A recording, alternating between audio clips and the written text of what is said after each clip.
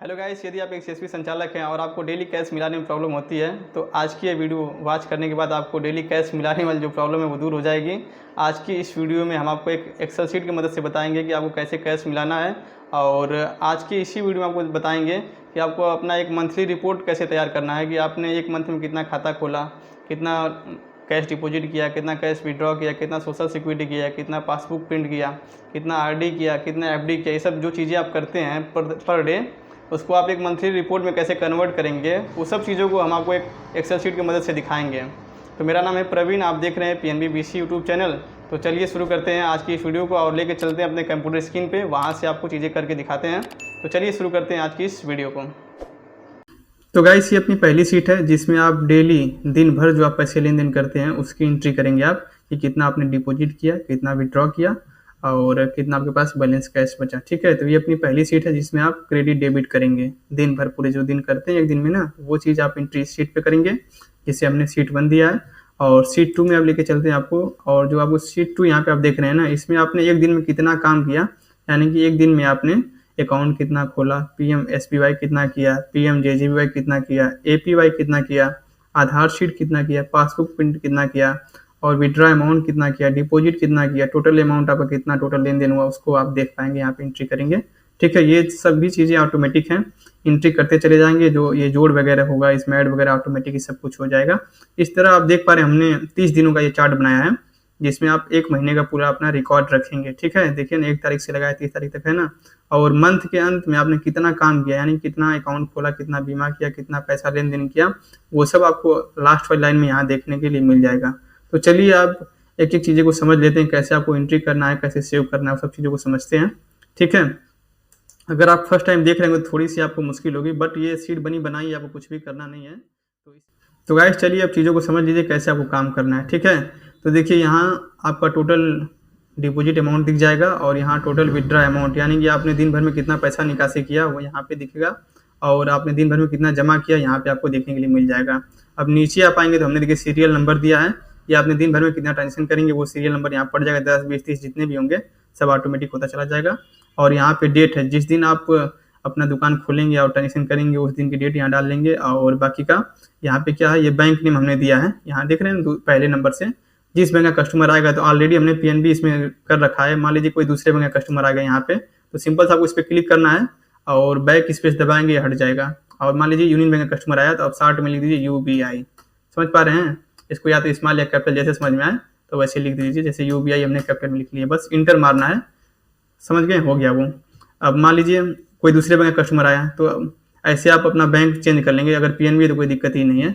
अब देखिए पहला ऑप्शन यहाँ पे डिपॉजिट का है, दूसरा ऑप्शन आपको विड्रॉ का मिलेगा और तीसरा आपको मिलेगा कैश बैलेंस का।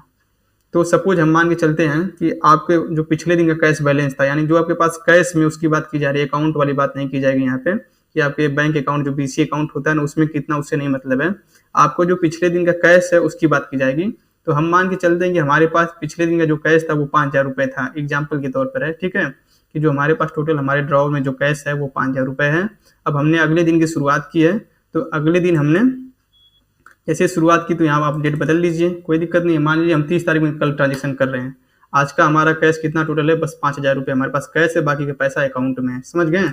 तो अब यहाँ पे मान लीजिए पहला कस्टमर हमारे पास है पीएनबी का, अब वो मान लीजिए डिपॉजिट कर रहा है, 100 रुपये डिपॉजिट कर रहा है। तो जब 100 रुपये डिपॉजिट करेगा तो हमारे पास कैश बढ़ेगा ना, समझ रहे बात को, कैश की बात हो रही, कैश बढ़ेगा ना। तो जैसे आप 100 रुपये लिख के उसमें इंटर मारेंगे तो ऑटोमेटिक देखिए आपके पास कैश कितना हो जाएगा, 5100 रुपये हो जाएगा। समझ गए। जैसे ही अगला आदमी आएगा, जैसे पहला आदमी 100 रुपये जमा करेगा आपके पास, तो आपके पास कैश बढ़ना ही बढ़ना है। तो जब बढ़ेगा तो कितना हो जाएगा, 5100 रुपये हो जाएगा। यहाँ आप समझ गए चीज़ों को।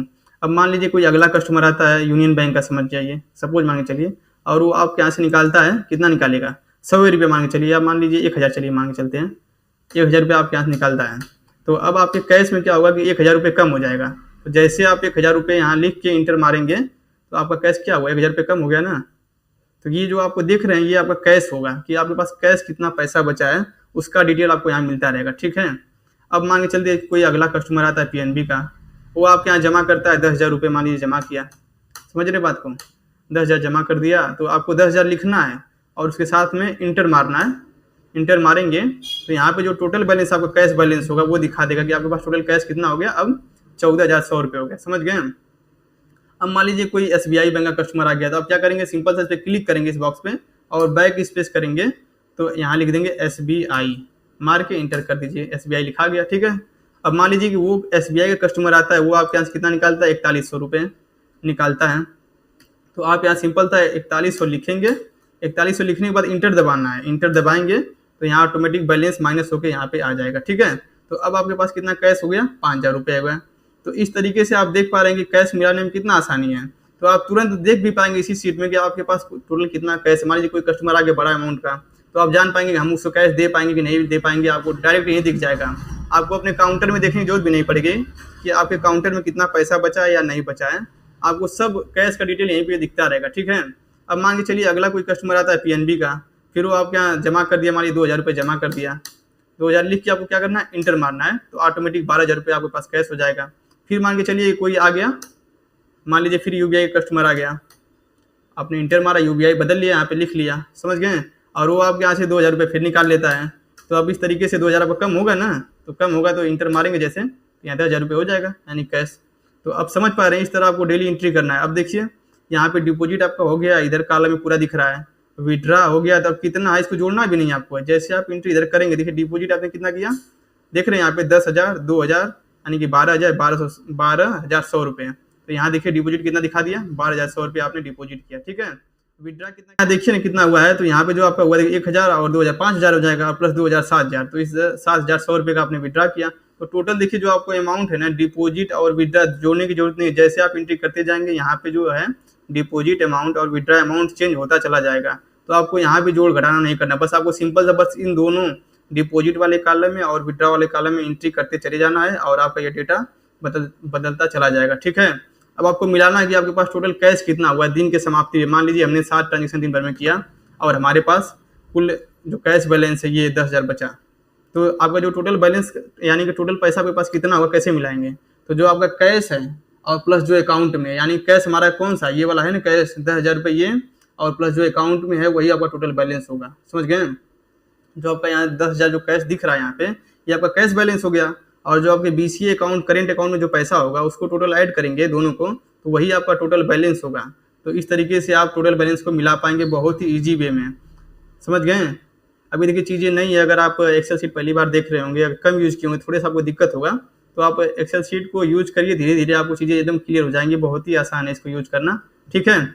अब मान के चलिए कि मान लीजिए आपने दिन की समाप्ति हो गई है और आपने केवल 8 ट्रांजेक्शन किए, एग्जाम्पल हम मान के चल रहे हैं, मान आपने 8 ट्रांजेक्शन किया केवल दिन भर में, ठीक है।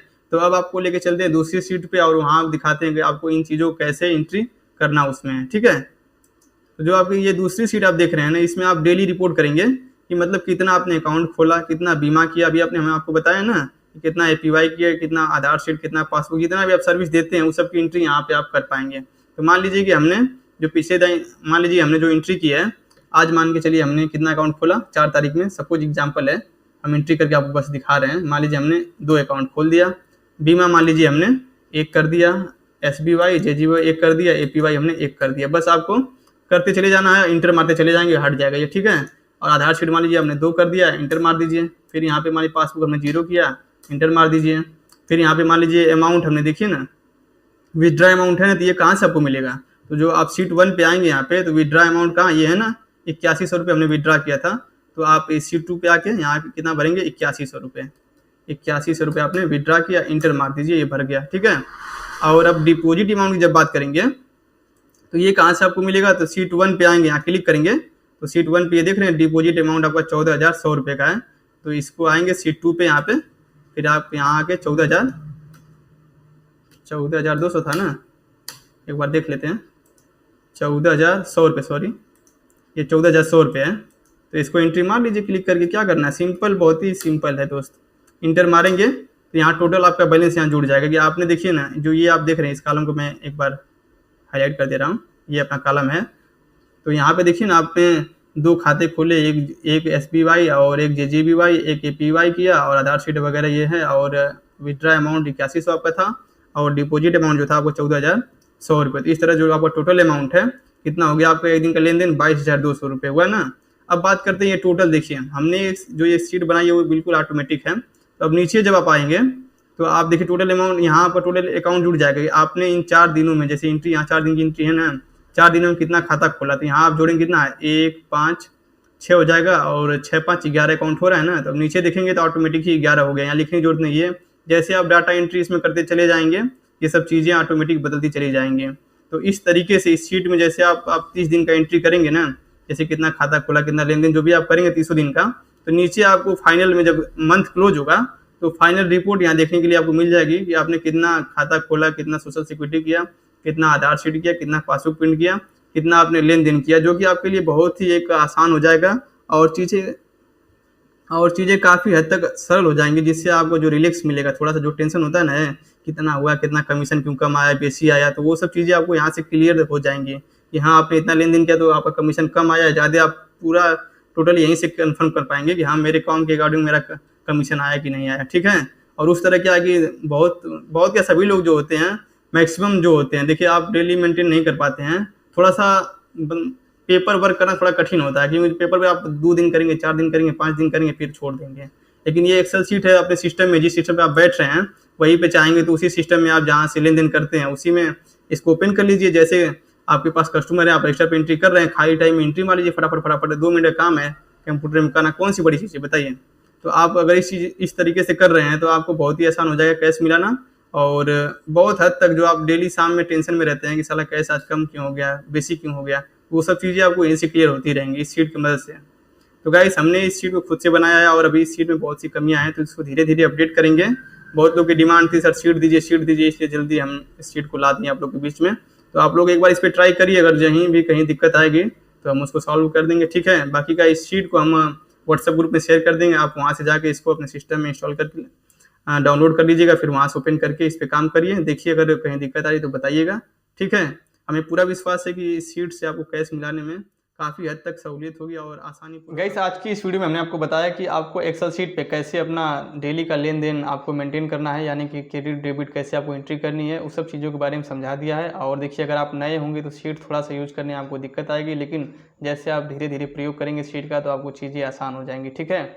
और अगर कहीं कोई दिक्कत आएगी तो आप कमेंट बॉक्स में कमेंट कर दीजिएगा और हमारे व्हाट्सएप ग्रुप से जुड़ जाइए। व्हाट्सएप ग्रुप का लिंक वीडियो के डिस्क्रिप्शन में दिया गया है, वहाँ से जुड़ जाइए। और आपको जो एक्सेल शीट है व्हाट्सएप ग्रुप में प्रोवाइड कर दी जाएगी, वहाँ से आप उसको डाउनलोड करके यूज करिए। और कहीं कोई दिक्कत आए तो हमको कमेंट कर सकते हैं, ठीक है, हम वहाँ से आपका सोल्यूशन दे देंगे।